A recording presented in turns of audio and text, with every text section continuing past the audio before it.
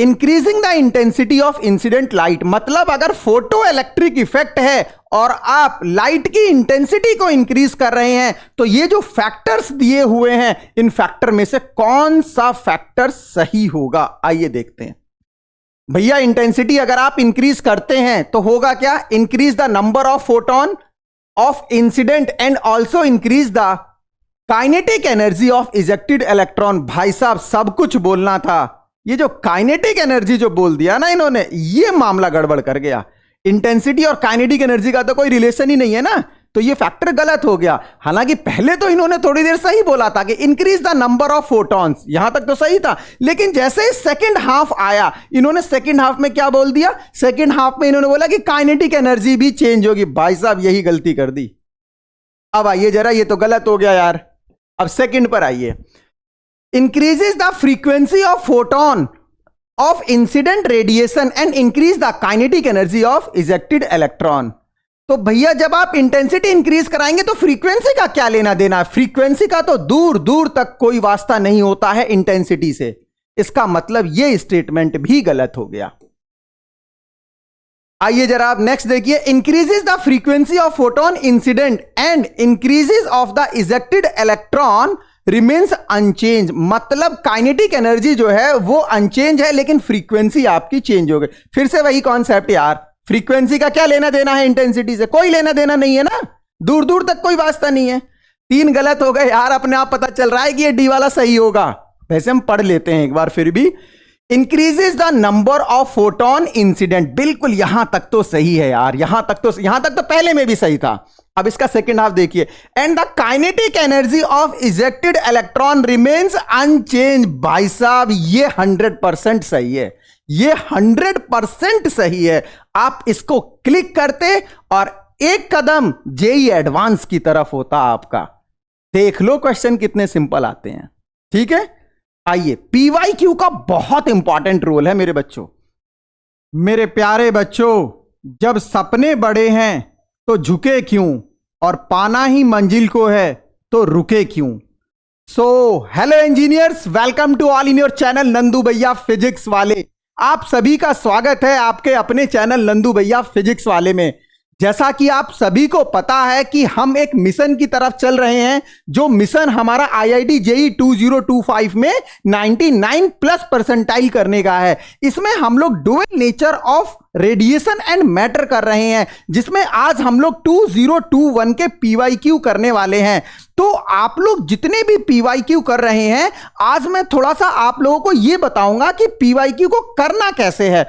जब आप पीवाईक्यू कर रहे हैं तो आप एक फॉर्मूले की सीट बनाकर रखिए। तो जब भी पीवाईक्यू में जो क्वेश्चन यूज हो रहा है उसमें जो फॉर्मूला आ रहा है, उस फॉर्मूले में अगर कोई भी चेंज है तो आप अपने वर्कशीट पर अपडेट करिए। और आप ये देख रहे होंगे कि क्वेश्चंस बहुत रिपीट हो रहे हैं, तो आप फॉर्मूले की वर्कशीट को 100% मेंटेन करिए। लास्ट टाइम जब आप जाएंगे एग्जाम में तो वो फॉर्मूले आपके लिए संजीवनी बूटी का काम करेंगे। तो आप फॉर्मूले सीट को जल्दी से मैनेज करके रखिए, और जो भी शॉर्ट ट्रिक सिखाई जा रही है उस शॉर्ट ट्रिक को 100% क्रिएट करिए। और याद रखिए, लेक्चर अगर आपको समझ में आ रहा है तो वीडियो को सब्सक्राइब और बेल आइकन को प्रेस जरूर करिए, जिससे जो भी नया नोटिफिकेशन होगा वो सबसे पहले आपके पास पहुंचेगा। तब भाई एक ही काम करे के बा, सब्सक्राइब करे के बा, अब बेल आइकन के प्रेस कर देवे के बा, जौनो नोटिफिकेशन हुई सबसे पहले रहुआ लोग के पास पहुंची। आई जा, चली जा। चलिए तो अब देखते हैं हम लोग 2021 का पीवाईक्यू। 2022 कंप्लीट कर लिया, 2023 कंप्लीट कर लिया और 2024 कंप्लीट कर लिया। तो देखिए इसमें जो 2021 में जो फर्स्ट क्वेश्चन आया है, ये डी ब्रॉगली वेवलेंथ का टेम्परेचर के साथ रिलेशन पर आया है। अगर हम लोग देखें तो इस क्वेश्चन में बोला गया है मेरे बच्चों, de Broglie wavelength of electron approximately at 300 kelvin. It means आपको टेम्परेचर पर डी ब्रॉगली वेवलेंथ बताना है। और क्या होता है फॉर्मूला हमारा, फॉर्मूला सभी को पता है, लैम्डा इक्वल टू कितना होता है, H upon √2km kinetic energy के साथ। ठीक है, और अगर हम फॉर्मूला फ्रेम करना चाहें तो काइनेटिक एनर्जी होता है 3/2 kBT। सही है। अब यहां से आप काइनेटिक एनर्जी की वैल्यू पुट कर दीजिए, टेम्परेचर का फॉर्मूला बन जाएगा और सीधे आंसर आ जाएगा। तो अगर हम देखें मेरे बच्चों तो लैम्डा इक्वल टू ये हो जाएगा h upon under root 2 into kinetic energy की जगह 3/2 KB T इंटू m, 2 से 2 कैंसिल, ये फाइनल फॉर्मूला बनेगा आपका h upon under root 3 KB T into m। अब देखो आपके पास सभी डाटा दिया हुआ है, बस आपको फॉर्मूले में वैल्यू डालनी है मेरे बच्चों। देखो 3 केबी की वैल्यू आपके पास है बोल्ट्जमैन कांस्टेंट, टेम्परेचर दिया हुआ है केल्विन में 300 केल्विन, और मास ऑफ इलेक्ट्रॉन आपके पास होता है जो कि दिया हुआ भी है 9.1 इंटू 10⁻31। सारा डाटा आपको दे रखा है, बस आपको क्या करना है, सॉल्व कर देना है फॉर्मूले में वैल्यू रखकर। ठीक है, आइए नेक्स्ट प्रॉब्लम की तरफ चलते हैं हम लोग। देखो मेरे बच्चों इसमें क्या बोला गया है, a free electron of 2.6 EV energy, मतलब इलेक्ट्रॉन के पास जो एनर्जी है वो 2.6 इलेक्ट्रॉन वोल्ट की है, और ये कोलाइड करता है किसके साथ, हाइड्रोजन प्लस एटम के साथ, हाइड्रोजन प्लस आयन के साथ। ठीक है, तो the result in the formation of hydrogen atom in the first excited state, और ऐसा करते ही क्या हो जाता है, जो एटम है, जो आयन है, वो किस में कन्वर्ट हो जाता है, फर्स्ट एक्साइटेड स्टेट में चला जाता है। तो यहां से अगर हम देखें तो फर्स्ट एक्साइटेड स्टेट, अगर आपने एटम और न्यूक्लियाई पढ़ रखा है मेरे बच्चों, तो देखो n इक्वल टू 1 ये ग्राउंड स्टेट होता है, सभी को पता है, ये जो होता है हमारा ये ग्राउंड स्टेट होता है। ठीक है, और इसी तरीके से जब n इक्वल टू 2 पुट करते हैं तो ये फर्स्ट एक्साइटेड स्टेट होता है। फर्स्ट एक्साइटेड स्टेट, यहां की जो एनर्जी होती है वो -13.6 EV होती है, और यहां की energy -3.4, minus only attraction force को बताता है। तो इन दोनों में अगर मैं डिफरेंस देखूं मेरे बच्चों तो डिफरेंस कितना आएगा, अगर मैं डिफरेंस की बात करूंगा तो जो डिफरेंस आएगा हमारा वो डिफरेंस कितना आएगा, 3.4 और 13.6, 10.2 इलेक्ट्रॉन वोल्ट का डिफरेंस होता है। अब समझो जरा यहां पर क्या बोला गया है, यहां पर आपको बोला गया है जैसे ही ये 2.6 इलेक्ट्रॉन वोल्ट एनर्जी कोलाइड करता है हाइड्रोजन प्लस आयन से, the result in the formation of hydrogen atom in the first excited state. भैया फर्स्ट एक्साइटेड स्टेट में कितनी एनर्जी है, फर्स्ट एक्साइटेड स्टेट में -3.4 है। अब क्या होता है, and a photon is released, भैया फर्स्ट एक्साइटेड स्टेट से क्या होता है, फोटोन रिलीज होता है। तो जब वो फर्स्ट एक्साइटेड स्टेट में गया तो फर्स्ट एक्साइटेड स्टेट में एनर्जी कितनी है, -3.4, और उसके पास ऑलरेडी एनर्जी कितनी है, 2.6। तो टोटल एनर्जी कितनी हो जाएगी, जो टोटल एनर्जी होगी फर्स्ट एक्साइटेड स्टेट में, फर्स्ट एक्साइटेड स्टेट में टोटल एनर्जी जो बनेगी वो टोटल एनर्जी कितनी हो जाएगी भाई, 2.6 पहले से था और 3.4 फर्स्ट एक्साइटेड स्टेट की एनर्जी, तो टोटल हो जाएगा आपका ये 6 इलेक्ट्रॉन वोल्ट। अब जब ये 6 इलेक्ट्रॉन वोल्ट की एनर्जी से फॉल करेगा तो कितना रेडिएशन जनरेट करेगा, hc/λ। तो hc/λ की वैल्यू कितनी हो गई, 6 इलेक्ट्रॉन वोल्ट। आप यहां से सॉल्व कर सकते हैं लैम्डा के लिए आसानी से। अब आपको जनरली जो ऑप्शन में पूछा गया है वो ऑप्शन में क्या पूछा गया, फ्रीक्वेंसी। तो जब आप लैम्डा निकाल लेंगे या h/c, सीधे सीधे आप क्या कर देंगे, इसको h न्यू कर देंगे, h nu equal to 6 electron volt. ठीक है, अगर वेवलेंथ निकालना होता तो इसको फॉलो कर लेते, और फ्रीक्वेंसी निकालना है तो h nu equal to 6 electron volt. बिल्कुल आपका 100% ऑप्शन नंबर सी। ध्यान देना 1.45 इंटू 10⁹ मेगा हर्ट्स में आंसर दिया हुआ है, और आप जो सॉल्व करोगे तो आपका आंसर आएगा 1.45 इंटू 10⁻15 हर्ट्स आएगा, तो उसको मेगा हर्ट्स में कर लेना। ये छोटी छोटी जो मिस्टेक होती है ना, ये एग्जाम टाइम पर हमें ध्यान रखना चाहिए। क्यों, क्योंकि लास्ट में जो आपको काम आएगा वो क्या आएगा, आपने कितने क्वेश्चन सही किए। ये नहीं देखा जाएगा कि कैलकुलेशन में फंसे, कहां फंसे, इजी था, टफ था, आपने कितने सही किए एग्जाम में बैठकर, उसके हिसाब से आपकी रैंकिंग डिसाइड होगी। चलिए आगे की तरफ चलते हैं। अब ये जो नेक्स्ट क्वेश्चन है, ये जो नेक्स्ट क्वेश्चन आपको दिया हुआ है, इसमें काइनेटिक थ्योरी ऑफ गैसेस का भी कॉन्सेप्ट लगेगा, हाइजेनबर्ग का भी कॉन्सेप्ट लगेगा। देखिए जरा क्या बोला गया है, consider 2 separate ideal gases of electron and protons having same number of particle. दोनों के अंदर जो नंबर ऑफ पार्टिकल्स हैं वो सेम है। ठीक है। The temperature of both the gases are same, दोनों का टेम्परेचर भी सेम है मेरे बच्चों। The ratio of the uncertainty in determining the position of an electron to that of proton, आपको बताना है पोजीशन को डिटरमाइन करने में जो अनसर्टेनिटी क्रिएट हो रही है उसका रेशियो बताना है इलेक्ट्रॉन टू द प्रोटॉन। आइए जरा देखते हैं हम लोग हाइजेनबर्ग के प्रिंसिपल पर, ये जो आपका होता है delta x into delta momentum greater than equal to होना चाहिए h अपॉन 4 पाई से। सो यहां से delta x into delta p equal to h upon 4 pi, और इसको मैं लिख सकता हूं delta x equal to h upon 4 pi, momentum को मैं लिख रहा हूं m इंटू डेल्टा वी। ठीक है मेरे बच्चों। अब देखो जरा काइनेटिक थ्योरी ऑफ गैसेस में आप लोगों ने देखा होगा किसी भी मॉलिक्यूल की जो स्पीड होती है, किसी भी मॉलिक्यूल की जो स्पीड होती है आपकी टेम्परेचर के साथ, वो इस फॉर्मूले के अकॉर्डिंग रिलेट करती है, v equal to √3RT upon m। R यहां पर गैस कांस्टेंट, T यहां पर टेम्परेचर। जो भी फॉर्मूले एक्स्ट्रा यूज होते हैं तुरंत आप क्या करिए वर्कशीट में अपडेट करिए। ठीक है, आइए जरा देखिए जरा 3RT अपॉन m, तो ये हो जाएगा आपका delta x equal to h upon 4 pi m, और डेल्टा v की जगह कितना रखेंगे 3RT अपॉन m। तो जो कांस्टेंट है उसका खेल खत्म करो, जो कांस्टेंट है उसको हम हटा देते हैं। अब देखिए h कांस्टेंट है, 4 पाई कांस्टेंट है, r कांस्टेंट है, t सब कुछ कांस्टेंट है। तो ओवरऑल देखें तो जो डेल्टा x आ रहा है, delta x is inversely proportional to √m, और आपको किसका रेशियो बताना है electron to that of proton. So delta x e upon delta x p equal to √mp upon me। ऐसा ऑप्शन नंबर कौन सा है C, option number C 100% correct होता, और आप जेई एडवांस की तरफ। चलिए एक और करते हैं भाई। इसमें देखिए सिंपल प्रॉब्लम है, इसमें क्या बोला गया है, a moving proton and electron have the same D Broglie wavelength, proton और इलेक्ट्रॉन का डी ब्रॉगली सेम है।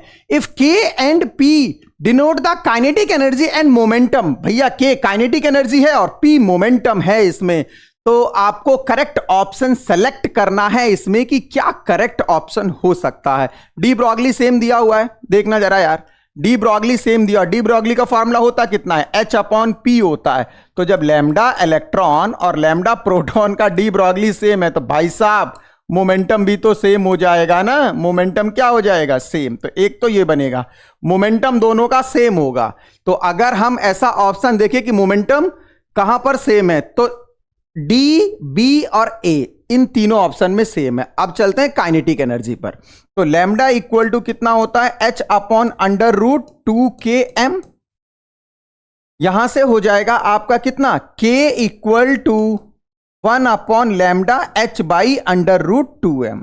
अब देखो डी ब्रॉगली तो सेम है, h भी कांस्टेंट है, तो kinetic energy is inversely proportional to mass, इसका मतलब k जो है इनवर्सली प्रोपोर्शनल आ गया √m के, जिसका मास ज्यादा होगा उसकी काइनेटिक एनर्जी कम होगी।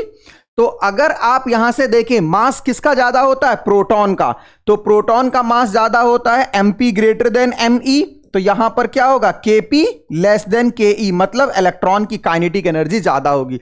आइए देखते हैं इलेक्ट्रॉन की काइनेटिक एनर्जी कहां पर ज्यादा है। इलेक्ट्रॉन की काइनेटिक एनर्जी ऑप्शन ए में ज्यादा है, तो ऑप्शन ए 100% करेक्ट होता और एक कदम एडवांस की तरफ होते आप। चलो आओ जरा करते हैं। देखो भाई इस वाले क्वेश्चन में क्या बोला गया है, a monochromatic neon lamp with wavelength of 670.5 nanometer illuminates a photosensitive material which has a stopping voltage of 0.48। भैया इतनी वेवलेंथ डाली जब हमने 670.5, तो जो भी फोटो इलेक्ट्रिक एमिशन हुआ इलेक्ट्रॉन को रोकने के लिए स्टॉपिंग पोटेंशियल चाहिए 0.48 volt. What will be the stopping voltage if the source voltage is changed with another source of wavelength? कितना 474.6। ऐसा क्वेश्चन मैंने आपको पहले भी बताया था। तो देखिए आपको एक देखो लैम्डा 1 पर स्टॉपिंग पोटेंशियल कितना है, लैम्डा 1 पर स्टॉपिंग पोटेंशियल V1 है और लैम्डा 2 पर स्टॉपिंग पोटेंशियल V2 है। आप चाहो तो इसके लिए फॉर्मूला बना लो यार, बहुत सिंपल हो जाएगा। देखना जरा कैसे, होगा क्या कि जो टोटल एनर्जी आ रही है, टोटल एनर्जी जो आ रही है एच सी बाई कितना लैम्डा, कहां कहां जाएगी? ये दो जगह, वर्क फंक्शन में जाएगी प्लस काइनेटिक एनर्जी में, और काइनेटिक एनर्जी की जगह में ये अप्लाई कर सकता हूं ई वी नॉट, मतलब स्टॉपिंग पोटेंशियल के फॉर्म में। सिचुएशन के अकॉर्डिंग आप यहां पर पुट कर दो, एक फॉर्मूला फ्रेम कर लो जिससे आपको पता होगा। ऐसे केस में मैंने थ्रेशोल्ड के लिए बताया था कि लैम्डा 1 पर स्टॉपिंग पोटेंशियल ये, लैम्डा 2 पर स्टॉपिंग पोटेंशियल ये, तो थ्रेशोल्ड वेवलेंथ बताओ। आज हमें सीधे सीधे स्टॉपिंग पोटेंशियल ही देखना है। तो अगर हम करना चाहें मेरे बच्चों तो यहां पर हो जाएगा, देखिए जरा केस वन में क्या है, h c upon lambda 1 equal to phi naught plus e V one, ठीक है, स्टॉपिंग पोटेंशियल हो गया। और 2 में क्या होगा, h c upon lambda 2 equal to phi naught plus e V two. अब देखो क्या हो सकता है, हम वर्क फंक्शन को हटा देते हैं, 1 में से 2 को माइनस कर दो तो कितना आ जाएगा, h c common 1 by lambda 1 minus 1 by lambda 2 equal to e V one minus V two. आप इस फॉर्मूले में वैल्यू डालिए, आंसर आ जाएगा। आसानी से कर सकते हैं, बहुत सिंपल है, फॉर्मूला बेस्ड क्वेश्चन है, ठीक है। चलिए आगे चलते हैं। अब हम देखो इसमें क्या बोला गया है मेरे बच्चों, in photoelectric experiment increasing the intensity of incident light, मतलब अगर फोटो इलेक्ट्रिक इफेक्ट है और आप लाइट की इंटेंसिटी को इंक्रीज कर रहे हैं, तो ये जो फैक्टर्स दिए हुए हैं इन फैक्टर में से कौन सा फैक्टर सही होगा, आइए देखते हैं। भैया इंटेंसिटी अगर आप इंक्रीज करते हैं तो होगा क्या, increase the number of photon of incident and also increase the kinetic energy of ejected electron. भाई साहब सब कुछ बोलना था, ये जो काइनेटिक एनर्जी जो बोल दिया ना इन्होंने, ये मामला गड़बड़ कर गया। इंटेंसिटी और काइनेटिक एनर्जी का तो कोई रिलेशन ही नहीं है ना, तो ये फैक्टर गलत हो गया। हालांकि पहले तो इन्होंने थोड़ी देर सही बोला था कि increase the number of photons, यहां तक तो सही था, लेकिन जैसे ही सेकंड हाफ आया इन्होंने सेकंड हाफ में क्या बोल दिया, सेकंड हाफ में इन्होंने बोला कि काइनेटिक एनर्जी भी चेंज होगी। भाई साहब यही गलती कर दी। अब आइए जरा, ये तो गलत हो गया यार। अब सेकंड पर आइए, increases the frequency of photon of incident radiation and increase the kinetic energy of ejected electron. तो भैया जब आप इंटेंसिटी इंक्रीज कराएंगे तो फ्रीक्वेंसी का क्या लेना देना है, फ्रीक्वेंसी का तो दूर दूर तक कोई वास्ता नहीं होता है इंटेंसिटी से। इसका मतलब यह स्टेटमेंट भी गलत हो गया। आइए जरा आप नेक्स्ट देखिए, increases the frequency of photon incident and increases of the ejected electron remains unchanged, मतलब काइनेटिक एनर्जी जो है वो अनचेंज है लेकिन फ्रीक्वेंसी आपकी चेंज हो गई। फिर से वही कॉन्सेप्ट यार, फ्रीक्वेंसी का क्या लेना देना है इंटेंसिटी से, कोई लेना देना नहीं है ना, दूर दूर तक कोई वास्ता नहीं है। 3 गलत हो गए यार, अपने आप पता चल रहा है कि ये डी वाला सही होगा। वैसे हम पढ़ लेते हैं एक बार फिर भी। Increases the number of photon incident, बिल्कुल यहां तक तो सही है यार, यहां तक तो पहले में भी सही था। अब इसका सेकंड हाफ देखिए, and the kinetic energy of ejected electron remains unchanged. भाई साहब ये 100% सही है, ये 100% सही है। आप इसको क्लिक करते और एक कदम जेई एडवांस की तरफ होता आपका। देख लो क्वेश्चन कितने सिंपल आते हैं, ठीक है। आइए, पीवाईक्यू का बहुत इंपॉर्टेंट रोल है मेरे बच्चों। नेक्स्ट प्रॉब्लम में क्या बोला गया है, the de Broglie wavelength of a particle having kinetic energy E is lambda. How much extra energy must be given to this particle so that de Broglie wavelength reduce to 75% of its initial value. मतलब जब kinetic energy E है तो de Broglie wavelength lambda है, h upon under root 2em। ठीक है भाई, यही relation होता है इक्वेशन नंबर 1। अब हमने क्या किया, डी ब्रॉगली वेवलेंथ को 75% रिड्यूस कर दिया। मतलब आपको यह बताना है कि how much extra energy must be given to this particle so that de Broglie wavelength reduce to 75% of its initial value. मतलब अब जो है 75% हो गया, कहां का, इनिशियल वैल्यू का। तो 75/100 लैम्डा हो गया, h upon under root 2 E dash कर देते हैं m। सॉल्व कर सकते हैं भाई। यहां से कैसे सॉल्व हो जाएगा यार, डिवाइड कर लो। जब आप डिवाइड करोगे तो कितना आ जाएगा, ये आ जाएगा आपका, जैसे ही आप डिवाइड करोगे तो लैम्डा अपॉन ये कितना हो जाएगा, 3 लैम्डा बाई 4, तो 4 यहां आ जाएगा, इक्वल टू ये कितना हो जाएगा, under root 2 E dash M upon 2 E M. अब यहां से देखिए जरा, लैम्डा से लैम्डा कैंसिल आउट हो गया, 4/3 इक्वल टू कितना, under root E dash upon E. और जब आप बोथ साइड स्क्वायर करेंगे तो 16/9 equal to E dash upon E. तो ई डैश की वैल्यू कितनी आ गई, ये आ गई 16/9 ई। लेकिन आपको क्वेश्चन में क्या बताना है, वो कह रहा है कि how much extra energy must be given. मतलब 16/9 जब आप कर देंगे ना इनिशियल का, तो वेवलेंथ जो है वो इतना हो जाएगा, इतना 75%। तो आपने एक्स्ट्रा कितना दिया यार, एक्स्ट्रा कितना दिया, जो पहले था और जो अब आया दोनों में जो डिफरेंस है यार, वही तो एक्स्ट्रा देना पड़ा ना। तो इट मींस जो एक्स्ट्रा आएगा, एक्स्ट्रा एनर्जी जो आएगी मेरे बच्चों, एक्स्ट्रा एनर्जी जो आएगी वो कितनी हो जाएगी, एक्स्ट्रा एनर्जी हो जाएगी आपकी कितनी बनेगी भाई, ई माइनस का ई डैश और ई माइनस का 16/9 ई, और ये हो जाएगा आपका कितना, 7। जो डिफरेंस बन रहा है वो डिफरेंस कितना आएगा आपका, 7 आ जाएगा। तो 7E/9 ये डिफरेंस आ जाएगा। मैंने क्या किया है, मैंने इसमें जो है वो इनिशियल माइनस फाइनल किया है। आप फाइनल माइनस इनिशियल करेंगे तो प्लस बन जाएगा, वो कोई बहुत बड़ा मैटर नहीं है। जो डिफरेंस था हमें वो देखना था। तो ओवरऑल कितना आ जाएगा, 7/9। ये ऑप्शन 100% आपका सही होता। कैसे करते हैं यार, सिंपल मैथमेटिक्स स्किल्स लगा रहे हैं, ठीक है ना। चलिए एक और प्रॉब्लम की तरफ चलते हैं। देखो इस वाले क्वेश्चन में क्या बोला गया, in a photoelectric experiment ultraviolet light of wavelength 280 nanometer is used with lithium cathode having work function. भैया इतनी वेवलेंथ और ये work function. If the wavelength of the incident light is switched to 400 nanometer, मतलब wavelength को increase कर दिया। Find out the change in stopping potential. Stopping potential में कितना चेंज होगा आपको ये बताना है। थोड़ी देर पहले भी तो देखा था यार, वेवलेंथ को चेंज करने से स्टॉपिंग पोटेंशियल कितना चेंज हो रहा था। अभी थोड़ी देर पहले ही हम लोगों ने देखा है। अब देखिए, हालांकि इसमें इन्होंने वर्क फंक्शन भी दे रखा है, बट फिर भी हमारे पास दो सिचुएशन है। अभी हमने देखा था HC1/λ1 माइनस 1/λ2 इक्वल टू कितना, इक्वल टू आ जाएगा EV1 माइनस V2, ऐसे किया था। लेकिन इस वाले प्रॉब्लम में पहले जो स्टॉपिंग पोटेंशियल था वो नहीं गिवन है। आपको बताना है कि कितना स्टॉपिंग पोटेंशियल में चेंज आया।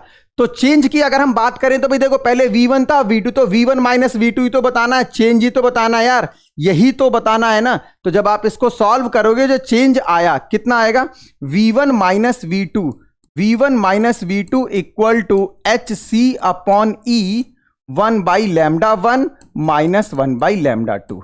अब आप इसको सॉल्व करिए जरा। HC/E, H की वैल्यू डालिए 6.63 into 10 to the power minus 34, C हो जाएगा 3 इंटू 10 टू दी पावर 8, और यहां पर अगर देखें तो E 1.6 into 10 to the power minus 19।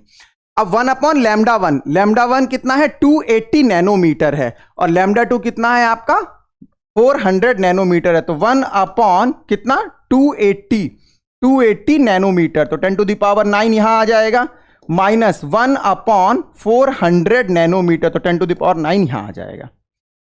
Solve कर लो यार, 280 और 400 यहां का एलसीएम फाइंड आउट करिए। ओवरऑल आप सॉल्व करिए। जो ऑप्शन नंबर आपका ए है वो 100% आपका सही हो जाएगा। इसमें क्या आ जाएगा, आपको क्या बताना था, ये देखो, find out the change in the stopping potential. आपको चेंज ही बताना था, V1 माइनस V2 बताना था। ठीक है मेरे बच्चों, चलें आगे की तरफ। चलिए आगे की तरफ चलते हैं। नेक्स्ट, इस प्रॉब्लम को देखिए जरा आप। An electron and proton are separated by a large distance. The electron start approaching the proton with energy 3 electron volt. 3 electron volt से वो क्या कर रहा है, अप्रोच कर रहा है, मतलब इलेक्ट्रॉन के पास 3 इलेक्ट्रॉन वोल्ट की एनर्जी है। The proton capture the electron, proton ने इलेक्ट्रॉन की एनर्जी को कैप्चर कर लिया, and form a hydrogen atom in second excited state. कहां पहुंच गया वो? सेकंड एक्साइटेड स्टेट में। मतलब ये हुआ जो एनर्जी लेवल है यार, ये ग्राउंड स्टेट में -13.6 और सेकंड में यहां 3.4, सेकंड में ये होता है -1.51, यहां -3.4 eV होता है। तो सेकंड एक्साइटेड स्टेट में पहुंच गया।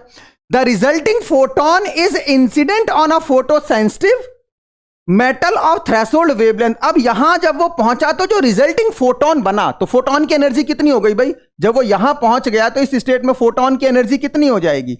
जो एनर्जी होगी ये कितना, पहले कितना था 3 इलेक्ट्रॉन वोल्ट, और अब 1.51 इलेक्ट्रॉन वोल्ट और है, तो कितना हो जाएगा ये? 4.51 इलेक्ट्रॉन वोल्ट हो जाएगा।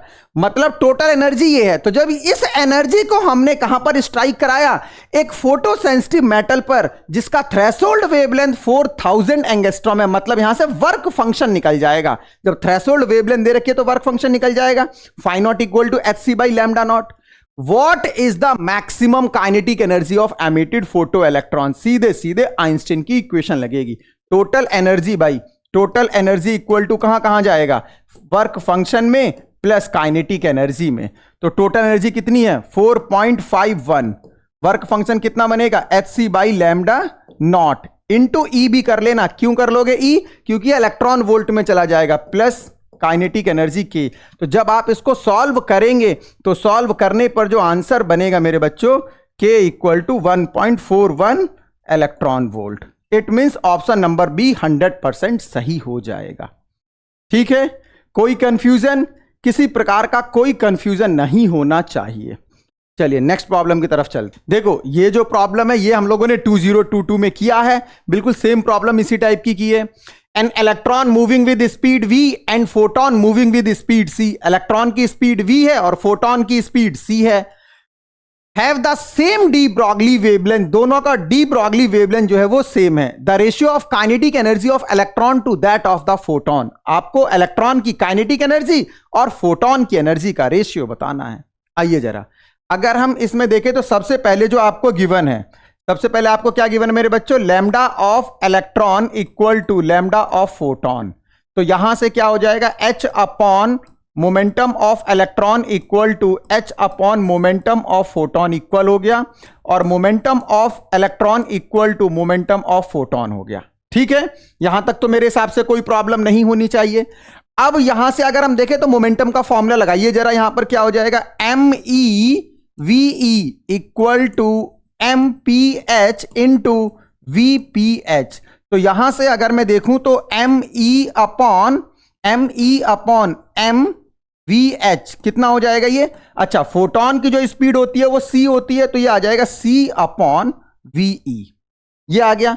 अब आपको जो बताना है वो काइनेटिक एनर्जी का रेशियो बताना है और टोटल एनर्जी। तो काइनेटिक एनर्जी कितनी होती है देखना जरा।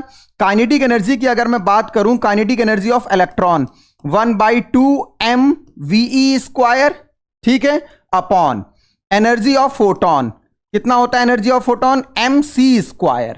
तो देखो जरा यहां पर कितना आ जाएगा ये? 1/2 ME अपॉन MPH, फोटोन का मास, इंटू VE² अपॉन c²। अब मेरे बच्चों ME अपॉन MPH की वैल्यू तो हमने यहां से पहले ही फाइंड आउट कर रखा है, जो कि C अपॉन V बनेगा। तो कितना आ जाएगा ये आ जाएगा मेरे बच्चों, अगर आप देखें तो यहां पर कितना 1/2, और ये जो value electron to the photon कितना है ये? C upon V। तो ये हो जाएगा C upon V into V² upon C²। एक पावर कैंसिल आउट हो गया, 1/2 V/C। ऐसा ऑप्शन अगर आप देखें तो ऑप्शन नंबर सी जो है वो 100% सही हो जाता। रिपीट हुआ है क्वेश्चन, 2022 में भी था। चलिए एक प्रॉब्लम और करते हैं, आगे की तरफ चलते हैं। इस वाले प्रॉब्लम को देखिए जरा, इसमें क्या बोला गया है? When radiation of wavelength lambda is incident on a metallic surface, the stopping potential of ejected photoelectron is 4.8 volt। मतलब पहले वेवलेंथ दिया, उस पर जो स्टॉपिंग पोटेंशियल है वो दे दिया। If the same surface is illuminated by radiation, भैया सेम सरफेस का मतलब क्या हुआ? सेम सरफेस का मतलब वर्क फंक्शन सेम रहेगा। Radiation of double the previous wavelength, पहले से डबल कर दिया वेवलेंथ को, then the stopping potential become 1.6 volt. The threshold wavelength of metal is, किया हुआ क्वेश्चन है ये, थ्रेशोल्ड वेवलेंथ बताना है आपको। मैंने बता रखा था कि लैम्डा वन पर अगर आप देखेंगे तो V1 है और लैम्डा 2 पर अगर आप देखेंगे तो V2 है। तो आपको जो थ्रेशोल्ड बताना होता है उसका फॉर्मूला बनता है लैम्डा नॉट इक्वल टू, कितना बता रखा है मैंने इसमें मैंने आपको बता रखा है, ये बन जाएगा आपका V1 माइनस का V2 upon V1 lambda 1 minus V2 lambda 2 into कितना, लैम्डा 1 इंटू लैम्डा 2। ये फॉर्मूला मैंने आपको बताया हुआ है। तो अगर आप यहां पर सॉल्व करेंगे इसको, तो सॉल्व करने पर कितना हो जाएगा, देखो V1 कितना है 4.8 माइनस V2 कितना हो गया 1.6 हो गया अपॉन, अगर आप देखें V1 कितना है 4.8 इंटू लैम्डा माइनस V2 कितना हो गया 1.6, लेकिन लैम्डा 2 कितना है ट्वाइस है तो 2 लैम्डा इंटू कितना आ जाएगा लैम्डा 1, लैम्डा 2 कितना है 2 लैम्डा। तो जब आप इसको सॉल्व करेंगे 4.8 में से 1.6 3.2 हो जाएगा, 3.2 इंटू लैम्डा स्क्वायर, यहां से 2 लैम्डा स्क्वायर आ गया अपॉन यहां पर कितना हो जाएगा, यहां पर हो जाएगा ये आपका 1.6 इंटू 2 3.2 हो गया। तो 4.8 माइनस 3.2 कितना आएगा 1.6 लैम्डा, 1.6 लैम्डा। तो लैम्डा से एक पावर कैंसिल आउट हो जाएगी और 1.6 से कितने टाइम कैंसिल आउट होगा, ये 2 टाइम कैंसिल आउट हो जाएगा, 2 2 जा 4 लैम्डा। तो आंसर क्या बन जाएगा इसका, ये 4 लैम्डा। सीधे सीधे फॉर्मूले में बस वैल्यू डाली है मैंने, सीधे सीधे कुछ भी नहीं किया है, सीधे सीधे फॉर्मूले में वैल्यू डाली है।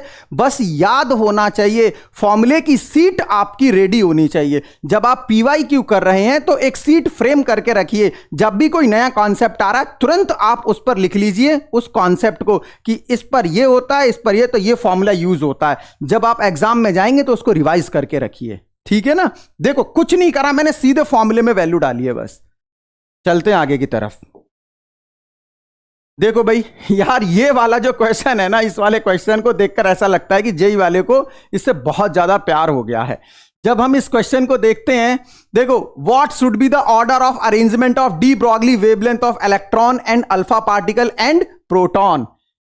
ज्यादा ही जेई वालों ने दिल लगा रखा है इस क्वेश्चन से, एनटीए वालों को इससे बहुत ज्यादा प्रेम है। Given that all have the same kinetic energy, सभी को काइनेटिक एनर्जी सेम दे रखी है, तो आपको क्या बताना है, डी ब्रॉगली वेवलेंथ। बिल्कुल सिंपल यार, lambda equal to H upon under root 2km। भाई काइनेटिक एनर्जी सेम है तो lambda is inversely proportional to under root m। Electron का मास सबसे कम होता है, फिर आपका क्या है प्रोटॉन आता है, और लास्ट में अल्फा पार्टिकल सबसे ज्यादा होता है। तो यहां पर जो डी ब्रॉगली होगी वो इलेक्ट्रॉन की सबसे ज्यादा, प्रोटॉन की, फिर सबसे कम किसकी होगी, अल्फा की। ऐसा ऑप्शन अगर मैं देखूं तो इलेक्ट्रॉन की डी ब्रॉगली सबसे ज्यादा, फिर प्रोटॉन, फिर अल्फा। तो ऑप्शन नंबर सी 100% सही हो जाता। ठीक है भाई, चलिए आगे की तरफ चलते हैं। एक और प्रॉब्लम देखिए, ये conservation of linear momentum. A particle of mass 4m at rest. भैया पहले वो रेस्ट पर है, जो ये पार्टिकल है 4m, ये 4m जो पार्टिकल है इसका मास 4m है, और इसका मास जो 4m है ना ये रेस्ट पर है। v इक्वल टू 0, मोमेंटम इसका 0 बनेगा। अब क्या कह रहा है, this integrate into 2 particle of mass m and 3m। भैया 2 पार्टिकल में डिसइंटीग्रेट हो गया, टूट गया, जिसकी वेलोसिटी नॉन जीरो है, कुछ ना कुछ तो वेलोसिटी होगी। The ratio of the de Broglie wavelength of the particle of mass m to that of the 3m।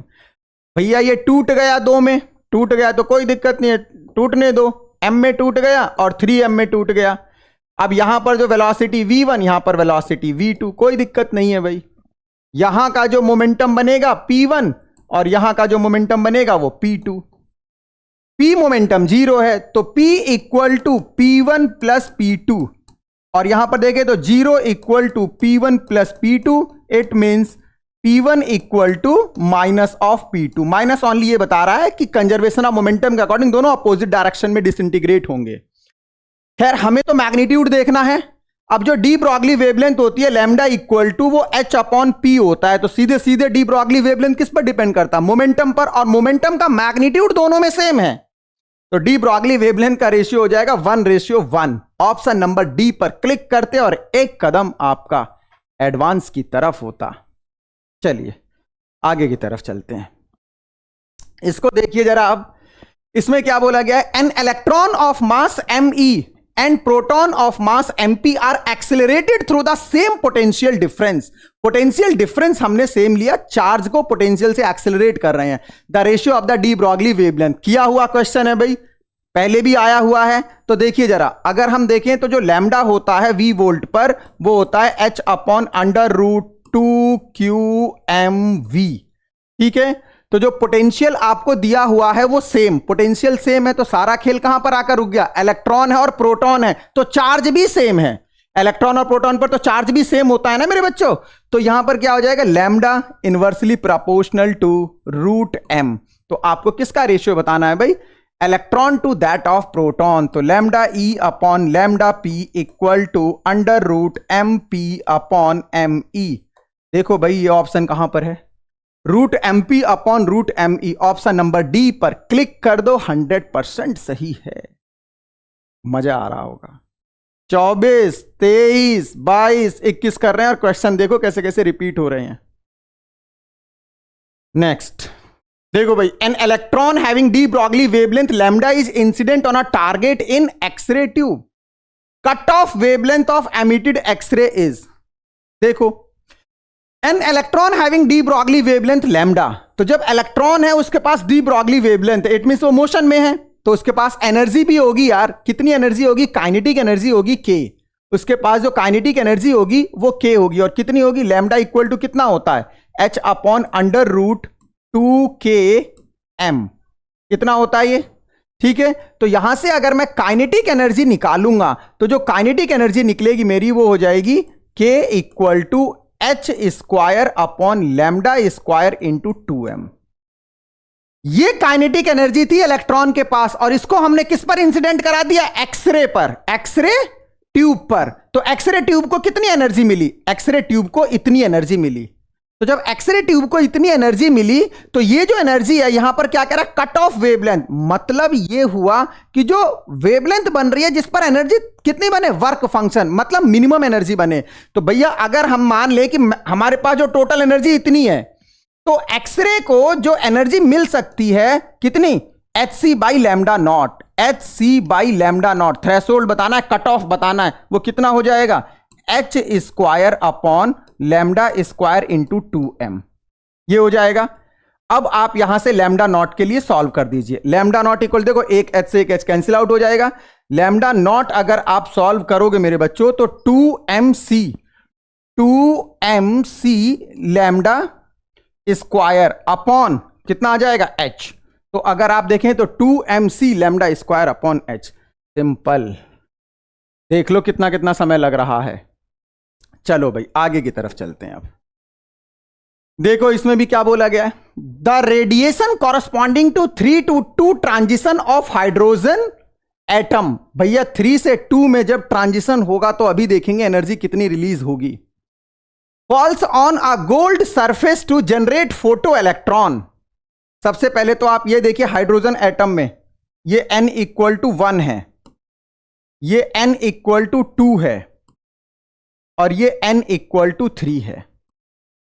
यहां पर एनर्जी -13.6 eV, यहां पर -3.4 eV। ये सब पता है, आप लोगों ने पढ़ रखा है एटम में, -1.51 eV। अब इलेक्ट्रॉन जो ट्रांजिट कर रहा है वो यहां से यहां कर रहा है, 3 से 2 में। तो यहां पर जो एनर्जी रिलीज होगी, ये एनर्जी कितनी होगी, जो एनर्जी मिलेगी डेल्टा E, ये हो जाएगा जो डिफरेंस है। डिफरेंस कितना है, 3.4 और 1.51 में जो भी डिफरेंस आएगा वो डिफरेंस आप देख लेना, एनर्जी आ जाएगा यहां से। अब क्या कह रहा था, इलेक्ट्रॉन जो भी एनर्जी आ रहा है हमने क्या किया, इस एनर्जी को फोटो इलेक्ट्रिक एमिशन में यूज कर लिया। The electron are passed through a magnetic field. भैया मैग्नेटिक फील्ड कितना है, 5 × 10⁻⁻⁴। यहां से जो हमने एनर्जी ली उसको फोटो इलेक्ट्रिक एमिशन में स्ट्राइक कराया, और जो वहां से इलेक्ट्रॉन निकले जिनके पास काइनेटिक एनर्जी होगी वो मैग्नेटिक फील्ड में एंटर कर गए। और मैग्नेटिक फील्ड में जब एंटर कर गए तो क्या हुआ, assume that the radius of the largest circular path followed by these electron is 7 mm। मतलब जो काइनेटिक एनर्जी होगी, उस काइनेटिक एनर्जी को लिंक करके हमने क्या किया, मैग्नेटिक फील्ड में 90 डिग्री पर एंटर कराया होगा जब वो सर्कुलर पाथ में आ रहा होगा। तो आपको बताना है वर्क फंक्शन कितना होगा। अब देखिए जरा यार, यहां से डेल्टा ई, जो एनर्जी रिलीज हुई डेल्टा ई, वो कहां कहां जाएगी, वर्क फंक्शन में प्लस काइनेटिक एनर्जी में। यार आपने डेल्टा ई कहां से कैलकुलेट किया, डेल्टा ई आपने यहां से कैलकुलेट किया यार, जो भी डिफरेंस होगा वो डेल्टा ई हो जाएगा, ईवी में आ गया। अच्छा, काइनेटिक एनर्जी कहां से निकालोगे, पार्टिकल जो है वो मैग्नेटिक फील्ड में सर्कुलर पाथ में है, तो सर्कुलर पाथ में है तो हम लोगों ने 2022 में भी देखा था। आइए कर देते हैं। होता क्या है, ये क्वेश्चन आपको याद रखनी होती है, मास्टर स्ट्रोक mv²/r=b/q_v। कोई भी पार्टिकल 90 डिग्री पर एंटर करेगा तो लगने वाला जो आपका सेंट्रिपिटल फोर्स मिलेगा वो कहां से, मैग्नेटिक फोर्स से। तो यहां से अगर आप देखें तो जो रेडियस बनेगा वो रेडियस कितना हो जाएगा, mv/bq। और mv को क्या लिख सकता हूं, मोमेंटम अपॉन bq। और मोमेंटम को क्या लिख सकता हूं, √2km, √2km अपॉन bq। इसका मतलब यह हुआ कि जो रेडियस का फॉर्मूला आ रहा है मेरे बच्चों, जो रेडियस का फॉर्मूला आ रहा है, इसको आप बोथ साइड स्क्वायर कर लीजिए। r² = 2km upon b²q²। तो काइनेटिक एनर्जी कितनी हो जाएगी, r² b²q² अपॉन 2m। याद रखना इस काइनेटिक एनर्जी को। आपको मैग्नेटिक फील्ड दिया हुआ है, आपको रेडियस दिया हुआ है, इलेक्ट्रॉन का चार्ज पता होता है, मास पता होता है, यहां से काइनेटिक एनर्जी आ जाएगी। ध्यान रखना ये जूल में आएगी, इसको आप इलेक्ट्रॉन वोल्ट में भी कर लेना। तो आप ई से डिवाइड करना तो एक चार्ज कट भी जाएगा, क्यू जो है, क्योंकि क्यू इलेक्ट्रॉन का सेम होता है 1.6 × 10⁻⁻19, और इलेक्ट्रॉन के लिए भी 1.6 × 10⁻⁻19 ई रखोगे आप तो कैंसिल आउट हो जाएगा। तो यहां से जब ईवी में आप ले आओगे काइनेटिक एनर्जी को, तो आप यहां पर पुट कर देना, डेल्टा ई आपको मैंने बताया यहां से लेना है, फाई नॉट के लिए सॉल्व कर देंगे। तो जब आप फाई नॉट के लिए सॉल्व करेंगे तो जो आपका आंसर है, ये आंसर आपको मिल जाएगा कितना, ये आंसर आपको मिलेगा 0.82 इलेक्ट्रॉन वोल्ट। देखो जब आप काइनेटिक एनर्जी कैलकुलेट कर रहे थे तो रेडियस की जरूरत पड़ी थी, रेडियस इसमें दे रखा है, मैग्नेटिक फील्ड की जरूरत पड़ती वो भी दे रखा है, ठीक है, Q और M आपके पास है ही। वैसे इन्होंने M भी बोल दिया है, आप M को भी यूज कर सकते थे। तो देखो ये क्वेश्चन कहां से हुआ, मैग्नेट से हमने क्या करा, काइनेटिक एनर्जी निकाला। काइनेटिक एनर्जी निकाला क्योंकि रेडियस दे रखा है और मैग्नेटिक फील्ड दे रखा है, मास और चार्ज पता होता है, तो वहां से काइनेटिक एनर्जी निकाला। और एटम से क्या निकाला, एटम से जब इलेक्ट्रॉन आपका 3 स्टेट से 2 स्टेट में आएगा, तो 3 स्टेट से जब 2 स्टेट में आएगा तो उस केस में वो जो एनर्जी जो रिलीज करेगा डेल्टा ई, जो कि डिफरेंस के इक्वल होगा। और इसको यूज करके फिर हमने आइंस्टीन की फोटो इलेक्ट्रिक इक्वेशन लगा दी, कौन सी, delta E = phi naught plus K. तो यहां से अगर आप देखेंगे मेरे बच्चों तो यहां पर क्या आ जाएगा, फाई नॉट की वैल्यू 0.82 EV। कितना अच्छा क्वेश्चन था। ये थोड़ा सा जेई मेंस की ब्यूटी है कि आपको मैग्नेट भी यूज करा दिया, आपको एटम भी यूज करा दिया, और ड्यूअल नेचर तो चल ही रहा है। चलिए भाई नेक्स्ट प्रॉब्लम की तरफ देखो भाई, इसमें क्या बोला गया है, a particle is travelling 4 times as fast as an electron. Particle जो इलेक्ट्रॉन से 4 times फास्ट चल रहा है। Assuming the ratio of the de Broglie wavelength of particle to that of the electron is 2:1, the mass of the particle is. बहुत simple हो गया यार। देखो lambda particle upon lambda electron, lambda particle upon lambda electron आपको दे रखा है कितना, 2/1। एक्चुअल में ये होगा कितना, ये अगर मैं देखूं तो h upon m particle into velocity of particle, और h upon mass of electron to the velocity of electron, यही होगा।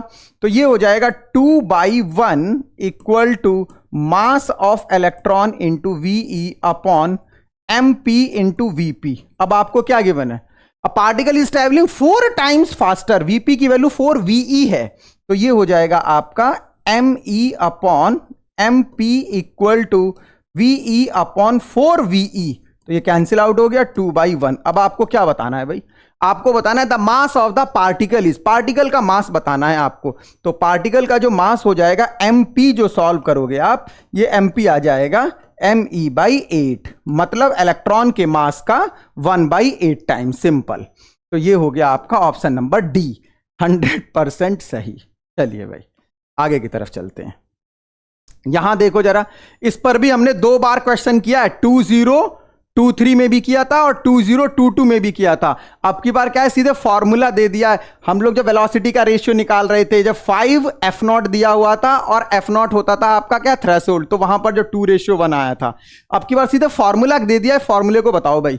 काइनेटिक एनर्जी फ्रीक्वेंसी क्या होगा यार, देखना जरा इधर, simple, half mv1 square equal to कितना हो जाएगा, ये हो जाएगा आपका h कॉमन f1 माइनस का f0, या सीधे सीधे अगर मैं देखूं h को कॉमन नहीं भी लूं तो सीधे आप यहां पर ऐसे कर दो, ये हो जाएगा आपका कितना हो जाएगा भाई, ये हो जाएगा h टोटल में से क्या करो, वर्क फंक्शन माइनस कर दो। दूसरे केस में half mv2 square equal to h f2 minus work function वही रहेगा, इसको माइनस करिए आपस में, v1 square minus v2 square equal to कितना हो जाएगा, कितना हो जाएगा बताओ, यहां पर 1/2m, और ये हो जाएगा आपका h कॉमन, ये हो जाएगा f1 माइनस का f2, ये अपॉन में आ जाएगा v1 square minus v2 square equal to 2h upon m f1 minus f2। Simple problem थी, वेरीफाई कर सकते थे, ऑप्शन नंबर डी होता। चलिए बच्चों आगे की तरफ चलते हैं। देखो इस वाले प्रॉब्लम में क्या बोला गया है, electron of mass m and photon of same energy. भैया इलेक्ट्रॉन और फोटोन है, प्रोटॉन नहीं है, ध्यान से पढ़ लेना क्वेश्चन को। The ratio of the wavelength of electron to that of the photon. भैया आपको इलेक्ट्रॉन और फोटोन दोनों की एनर्जी सेम दे रखी है जो कि E है, आपको डी ब्रॉगली वेवलेंथ का रेशियो बताना है। पहले तो आप इलेक्ट्रॉन के लिए देखिए जरा, जब हम इलेक्ट्रॉन की बात करेंगे मेरे बच्चों तो लैम्डा E जो होगा वो कितना हो जाएगा, वो हो जाएगा h upon under root 2em। Kinetic energy की जगह आपकी बार मैं E रख रहा हूं क्योंकि क्वेश्चन में मेंशन कर दिया गया है E। अच्छा लैम्डा फोटोन कितना होगा भाई, लैम्डा फोटोन हो जाएगा hc upon E, E equal to hc by lambda होता है ना, तो lambda equal to hc upon E हो गया।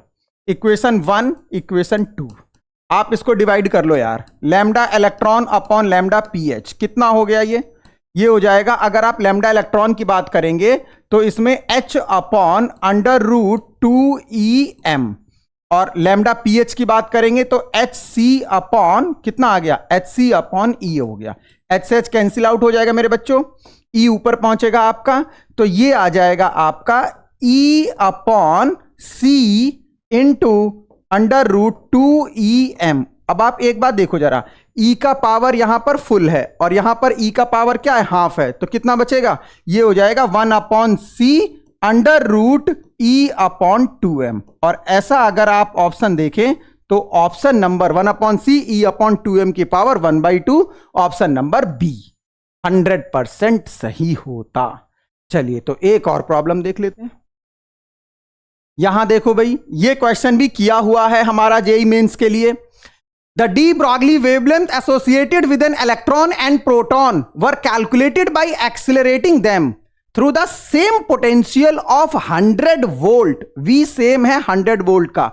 What should be nearly the ratio of their wavelength? आपको मास दे रखा है तो देखना जरा इधर कितना हो जाएगा यार, lambda electron upon lambda proton कितना हो जाएगा, ये होता है आपका basically h upon under root 2qmv upon h upon under root 2qmv। वैसे तो अगर आप देखते सीधे तो आपके पास एक इलेक्ट्रॉन है और एक प्रोटॉन है, तो चार्ज भी सेम है और पोटेंशियल भी सेम है, तो सीधे सीधे हो जाता है ये lambda E upon lambda p equal to lambda E upon lambda p equal to कितना हो जाता है, ये अंडर रूट कितना आता, अंडर रूट सीधे सीधे मास पर चला जाता, mp अपॉन me हो जाता।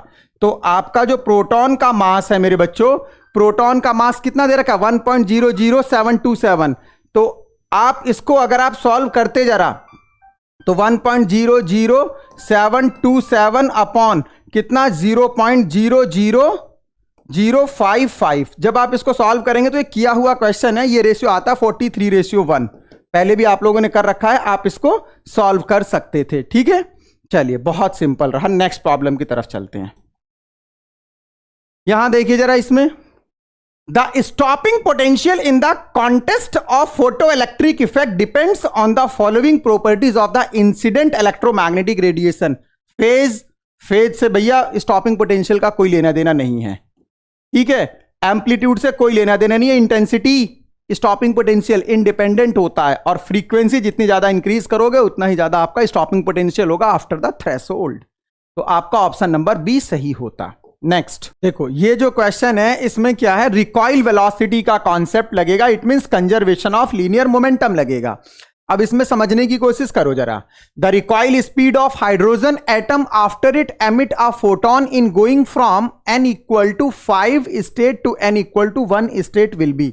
मतलब क्या है, पहले क्वेश्चन को समझो जरा। जैसे ये आपका n इक्वल टू 1 स्टेट हो गया, यहां पर एनर्जी होता है -13.6, और यहां पर अगर हम देखें तो ये n इक्वल टू 5 हो गया, और यहां पर जो एनर्जी होता है -0.54 होता है। ठीक है, अब यहां से अगर ट्रांजिशन हो रहा है हाइड्रोजन एटम के लिए, तो हाइड्रोजन एटम के लिए जब ट्रांजिशन होगा तो यहां पर देखो इनिशियल मोमेंटम कितना है, 0। जब ये एक्टिविटी स्टार्ट हुई उससे पहले इनिशियल मोमेंटम कितना है, 0। और फाइनल मोमेंटम देखो, जब ये आ रहा है तो आते टाइम मोमेंटम p1, और जब ये टकराकर ये वापस जाएगा तो वापस जाते टाइम मोमेंटम p2। इसका मतलब ये हुआ कि ये जो P1 मोमेंटम है ये P2 मोमेंटम के मैग्नीट्यूड में क्या होना चाहिए, इक्वल होना चाहिए। ठीक है, तभी तो आपका कंजर्वेशन ऑफ मोमेंटम लगेगा। तो अगर मैं बात करूं मेरे बच्चों, P1 equal to P2, conservation of momentum लगा दिया मैंने यहां पर।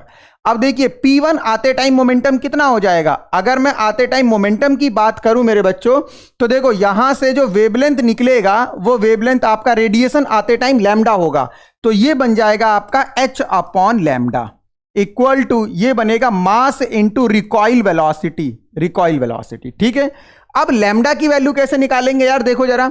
जब इलेक्ट्रॉन आपका n इक्वल टू 5 से n इक्वल टू 1 में आ रहा है तो ये एनर्जी कितनी रिलीज करेगा, जो डेल्टा E होगा आपका ये hc बाई लैम्डा।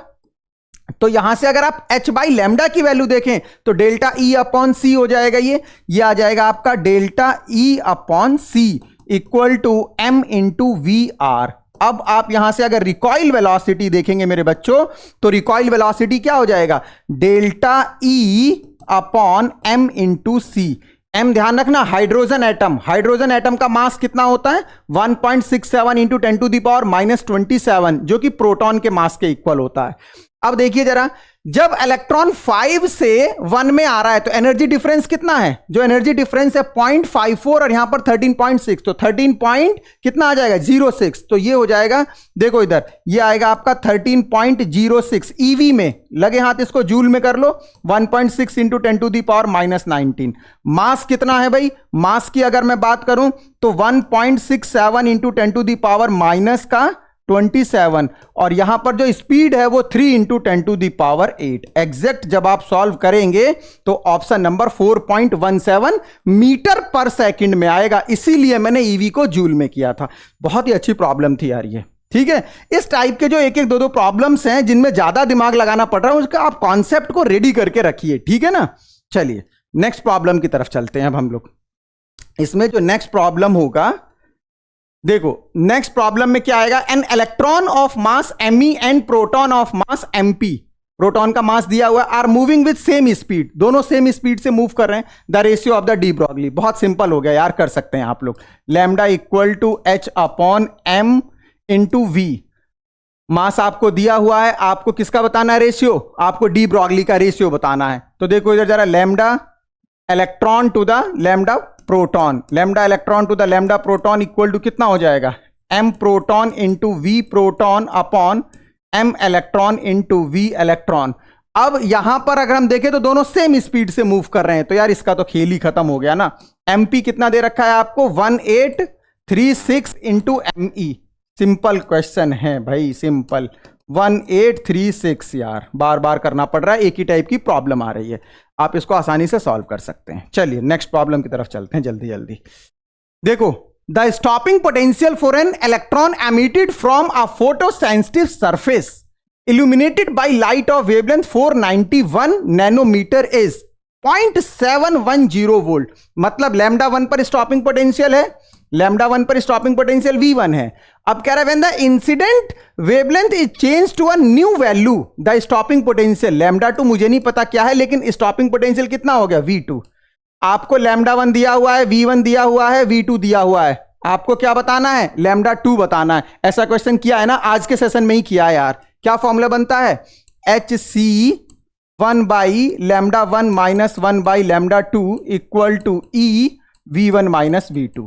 यही फॉर्मूला बनता है। आप लोग लेक्चर के बैक साइड में जाकर, मतलब वापस जाकर आप देख सकते हैं कि कितना फॉर्मूला ये कैसे क्रिएट किया गया था। चलिए आगे की तरफ चलते हैं। आप इसमें वैल्यू डालिए, एग्जैक्ट आंसर आएगा आपका।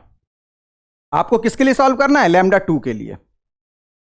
नेक्स्ट, इस वाले क्वेश्चन में भी देखिए भाई, ये चार्ज और एक्सेलरेटिंग पोटेंशियल से क्वेश्चन है। An alpha particle and proton are accelerated from rest by a potential difference of 200 volt. After this, their de Broglie wavelength are lambda alpha, lambda proton, respectively. The ratio of, किया हुआ question है यार, proton और alpha में ratio बताना है। देखो, lambda equal to h upon under root 2qmv, potential same है तो पोटेंशियल का खेल खत्म। चार्ज और मास दोनों अलग अलग है तो चार्ज और मास पर डिपेंड कर जाएगा। तो लैम्डा क्या, lambda proton upon lambda alpha equal to कितना हो जाएगा, ये हो जाएगा आपका q alpha m alpha upon q proton m proton, ये हो जाएगा। चलो क्यू अल्फा कितना होता है यार, 2He4 होता है तो ये 2q हो गया, ये 4m हो जाएगा। और प्रोटॉन के लिए देखें तो ये q हो जाएगा, और मास जो होता है इसका कितना होता है, m ही रहता है, तो कितना आ जाएगा, अंडर रूट 8/1। और 8/1 जब करेंगे तो आप इसको सॉल्व कर सकते हैं। अब आपको जब सॉल्व करेंगे, देखो यहां पर ऐसा तो ऑप्शन एक भी नहीं मिल रहा है यार, तो देखो इसको मैं लिख सकता हूं 2√2/1।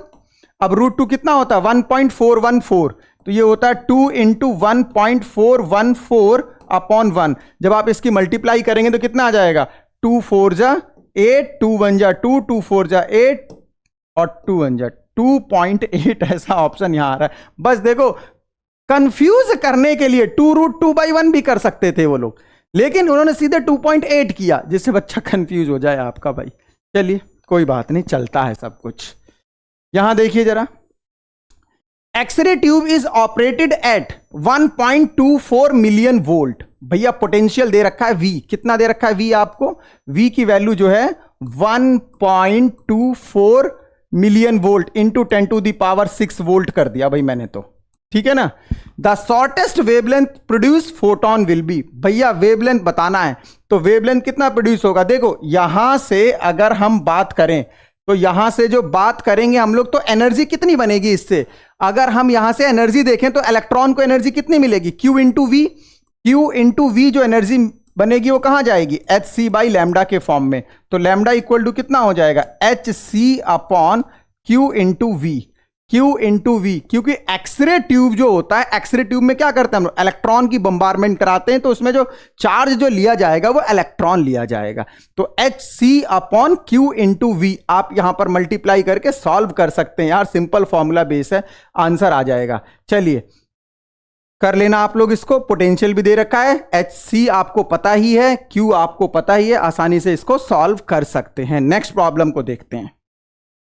The de Broglie wavelength of proton and alpha particle are equal. The ratio of their velocity. अब की बार भैया क्या है, आपके पास प्रोटॉन है और अल्फा है, दोनों का डी ब्रॉगली सेम है।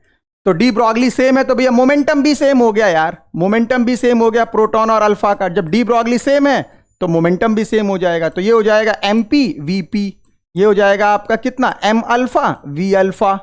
तो आपको क्या बताना है, ratio of the velocity, ratio of the velocity VP upon V alpha equal to M alpha upon MP। चलो ये भी हो जाएगा, M अल्फा होता है 4m और ये होता है आपका M, तो 4/1 ऑप्शन नंबर C। सिंपल। एक और प्रॉब्लम देख लेते हैं। ये स्टेटमेंट दिया हुआ है और स्टेटमेंट को देखकर आपको बताना है कि कौन सा स्टेटमेंट सही है। 2 photon having equal linear momentum have equal wavelength. भैया 2 फोटोन है और दोनों का लीनियर मोमेंटम अगर सेम है तो आपका वेवलेंथ भी सेम होगा, और वेवलेंथ जो 100% सही होगा यार। क्यों, क्योंकि अगर हम देखें तो लैम्डा इक्वल टू क्या होता है, H अपॉन P होता है। तो अगर आपका P सेम है तो यार वेवलेंथ तो सेम होगा ही, इसका मतलब ये 100% सही है। अब देखिए, if the wavelength of photon is decreased then the momentum and energy of photon will also decrease. यार ये कहां पर लिखा हुआ है, ये तो गलत है यार। एनर्जी कितना होता है, एनर्जी होता है hc/λ। तो अगर आप वेवलेंथ को डिक्रीज करेंगे तो एनर्जी इंक्रीज होगी, और यहां भी देख लो अगर आप वेवलेंथ को डिक्रीज करोगे तो मोमेंटम भी इंक्रीज होगा, जबकि यहां पर इन्होंने अपोजिट बोला हुआ। तो यार ये तो 100% गलत है। ये इसका मतलब स्टेटमेंट 1 सही है, स्टेटमेंट 2 जो है आपका वो गलत है। ऐसा ऑप्शन नंबर डी में बोला गया, statement 1 is true but 2 is false. तो ये आप लोग देख सकते थे। इस हिसाब से हम लोगों ने 2021 को कंप्लीट किया, हम लोगों ने 2024 भी कंप्लीट कर लिया, 23 भी कंप्लीट कर लिया, 22 भी कंप्लीट कर लिया, 21 भी कंप्लीट कर लिया। ठीक है, आप क्या करिए, जब आप PYQ को देख रहे हैं तो आप जो वर्कशीट रेडी कर रहे हैं फॉर्मूलों की, जब भी कोई नया फॉर्मूला आता है तुरंत आप वर्कशीट में अपडेट करिए, और एग्जाम से पहले आप कंटिन्यू इसको रिवाइज करते रहिए। क्योंकि आप देख रहे हैं कि जो क्वेश्चंस हम किसी एक ईयर में कर रहे हैं वही हमें दूसरे ईयर में भी मिल रहा है, वही हमें किसी और ईयर में भी मिल रहा है। तो PYQ जो है वो इंपॉर्टेंट रोल प्ले कर रहा है आपके जेईई मेंस एग्जाम में। आप कंटिन्यू PYQ को सॉल्व करते रहिए, डेफिनेट आप कॉन्फिडेंस फील करेंगे जब आप एग्जाम देने जाएंगे। ठीक है, thank you for today, have a nice day.